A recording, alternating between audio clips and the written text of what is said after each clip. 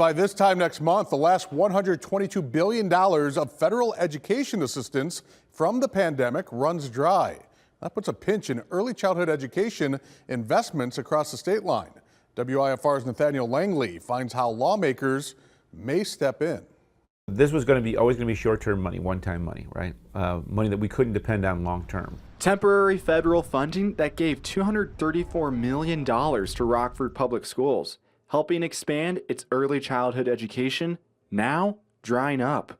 The Rockford Public School report card was not the greatest thing in the entire world, and we need to grow it.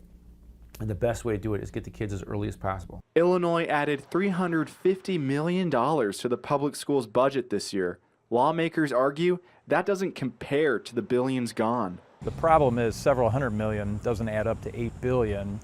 And so, we won't be able to do or fill all those gaps in.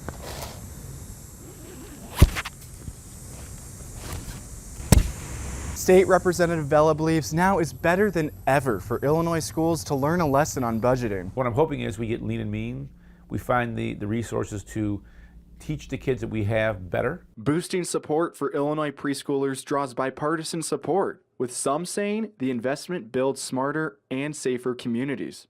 You're trying to break a cycle for many individuals, but early childhood education builds that foundation. And the state's next pre-K investment starts in the state line, with one local lawmaker spearheading Illinois' newest agency, the Department of Early Childhood. So we'll have an entire department that's focused around delivering those services to families in need. In Winnebago County, Nathaniel Langley, WIFR News.